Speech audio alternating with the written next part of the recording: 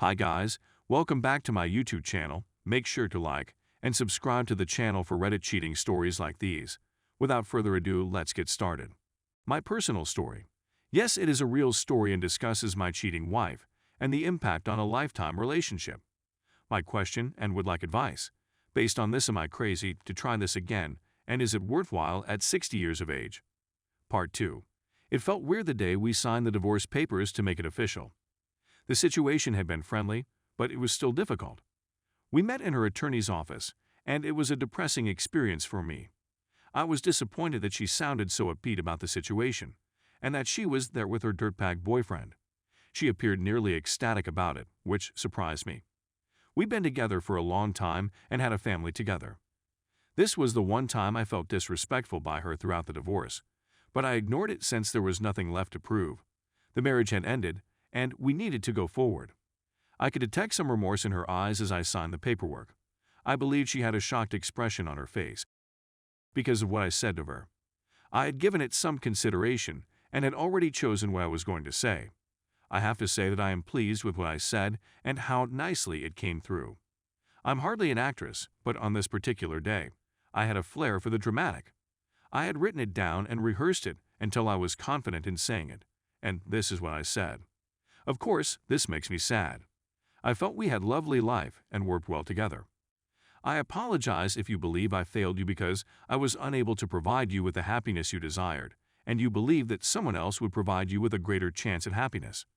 I believe the miscarriage had a far larger role in this than we understand. When disasters occur, individuals either get closer and stronger, or they experience isolation and loss. I'm upset and find it ironic that what should have been a wonderful event for us ended up destroying us. But it is now in the past. I want you to have a good life, and we can work together to provide the happiest and most secure existence we can for our children. When I stated this, the room became silent. Her face was very white, and I could sense remorse in her eyes. I stood up, shook her hand, wished her well, and said farewell, and her attorney said he would give me a copy of the documents.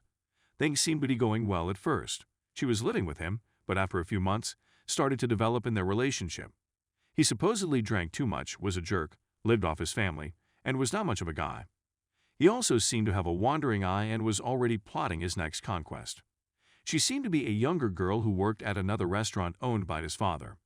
It's worth noting that I kept ordering meals from the original restaurant. When I walked in for my order, the proprietor would always welcome me with a look of humiliation on his face. I would never have stayed there because it would have been weird. My ex-wife worked there and lived with his kid. When you consider that he also abandoned his wife, the owner was not happy. He was a family guy who once told me that he didn't know what went wrong with his kid. Naturally and predictably, things started to deteriorate with this new exciting power couple. They were constantly bickering, and things were not going well for my ex-wife. I believe my ex-wife saw that I wasn't such an awful alternative and that things aren't always greener on the other side. She had a strong guy in me who prioritized her and the kids. I was a decent spouse, and she might have made a pretty bad choice. She did contact me numerous times to express her dissatisfaction with her life, but I informed her that I was not the person to speak to about it. She said that I was her best friend and that she could always speak to me. I told her that was correct, but that circumstances had changed and I didn't feel comfortable being a part of the conversation, and that she needed to hash things out with her new partner on her own. I didn't want to be a part of her relationships. She agreed, but I believe I heard some pain and sorrow in her voice when she disconnected up after I told her this. She took the kids over to her apartment with her dirtbag boyfriend for a sleepover and movie night one night. That evening, I received a distressing phone call from her. This father had apparently drunk too much and was irritated that the kids did not want to watch one of his programs. I'm not sure what the program was, but the kids seemed uninterested. As a result, Dad became enraged and hit my youngest daughter because he felt she was being snobbish. The smack was harsh and left a bruise on her face. So I got a call and immediately headed over there.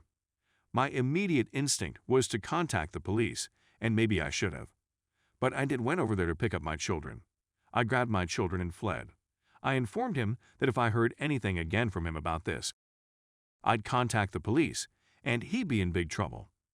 I confess that I got a kick out of telling my ex-wife. And this is what you left me for. She didn't say anything, but she did sigh.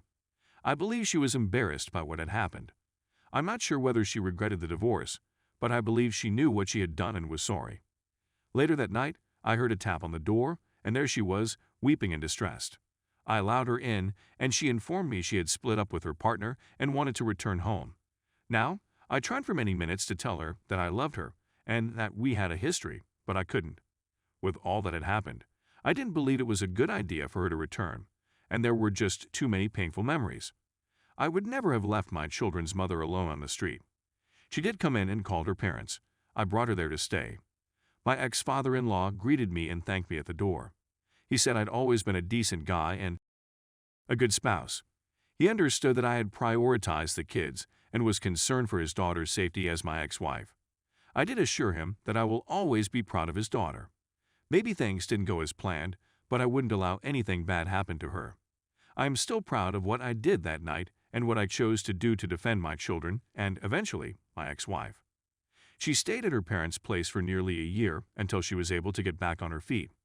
She eventually got a nice job and moved out on her own. She had always been an excellent mother, and her old vigor and spark had returned. It wasn't ideal, but there was a feeling of normality about it. She could have a streak of failed relationships, and I believe she was taken advantage of multiple times. She told me many times that I was the finest relationship she'd ever had and that no one else could compare. Maybe it was a lot of nonsense, but I enjoyed hearing it. Having said that, nothing amorous transpired between us again, and I maintained a polite and respectful friendship with her. I could have been with her again if I had wanted to, but I chose not to. In my heart, I wanted to, but I was afraid of getting injured again. During this period, I had dated a few ladies, but nothing substantial in terms of a relationship. Several of them wanted more from me, but I was about to give in. I was preoccupied with work and my children, and I had no desire to get into another marriage or long-term commitment. There were simply too many negative memories for me, so I concluded that doing it alone was the best option. The years flew by. My children succeeded well in school, went on to have successful professions, married, and established families. My ex-wife and I would see one another at family gatherings on a regular basis. She would constantly question whether I was dating someone, and if there was still a possibility for us to rekindle our relationship. I always told her no because certain things in life stay with you, and you can't get away from them. She usually wore a sorrowful expression on her face and informed me that leaving me was the biggest choice and mistake she had ever made. She informed me that there isn't a day that goes by that she doesn't consider what if. She also said that it was particularly difficult for her during occasions such as weddings, birthday celebrations, and other family gatherings. She informed me that the most difficult days for her in this regard were when her mother and father died and she had to attend their funerals. She was heartbroken to see me there, but I was not there as her spouse and partner. She recognized me as a strong guy and a nice spouse to her, but on these days she felt alone and bereft. She felt the same way during each of our children's weddings. She believed those would have been wonderful days for us to spend together. She inquired whether I had ever felt the same way. My response has been that the event was heartbreaking for me, but I choose to go ahead and not look back. Her remorse seemed absurd to me since she was so certain that genuine happiness lay with a new lover. We're approaching 60, and I'm thinking of leaving work and going someplace warm, if just for the winter. My children support me and adore their mother. I last spoke with my ex-wife before relocating at a birthday celebration for one of our grandkids. She requested to talk with me alone, so we went outdoors.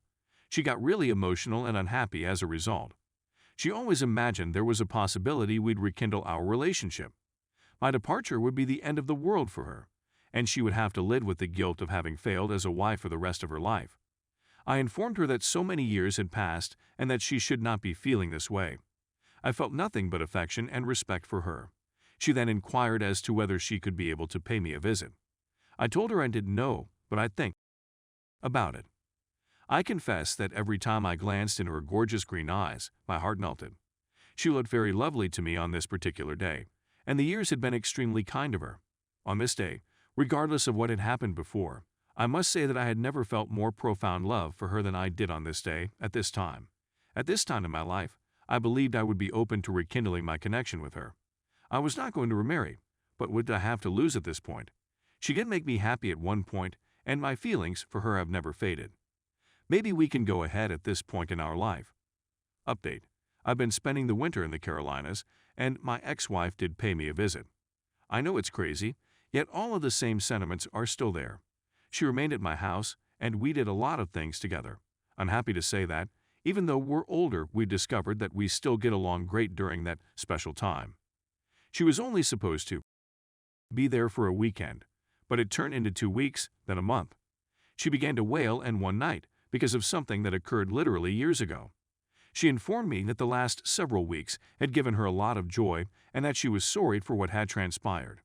She told me that she was always thinking about what if, and whether she had squandered her life hoping for some kind of ideal romance that couldn't exist. I told her it was all in the past and that maybe it was time for us to move on and reassess our future together. I told her that I had always loved her and that my emotions for her had never faded and that she may want to come down and live with me forever. I told her I wasn't ready for another marriage, but would it really make a difference at this stage in our lives? She consented, never left my house, and everything has been going swimmingly. When we informed them, their expressions were filled with disbelief, but they were also overjoyed for us. My youngest daughter, on the other hand, told me she wasn't shocked since she knew my love for her mother had never died, and she had a hunch things weren't finished. Some may think I'm insane for doing this again after so many years, but at this point in our life, there is only love and respect. What occurred so many years ago is no longer relevant. Now, when I see my wife, and I confess, I've always thought of her as my wife. All I feel is love and devotion. I believe things will improve more, and I hope we will have many happy years ahead of us as we get older. She made a terrible choice, but that is now in the past. I believe we both face the consequences, but I'm looking forward to life and moving on. Perhaps it's corny, but one thing is crucial to me. I always assumed we were co-writing a book, but was disappointed that we would never be able to complete it. I'm glad we now have another opportunity to complete the book and include the last chapters. Will my wife cheat on me again? I don't believe she would at this point in our life. However, age and experience have taught me that individuals are a mixed bag. Everyone has both good and negative qualities, and one action or choice does not make or break a person. I, too, have regrets.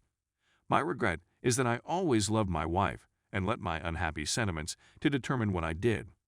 Maybe I should have simply realized that she is a human being and not made such a poor judgment. Perhaps I should have tried this sooner, and things would have turned out differently.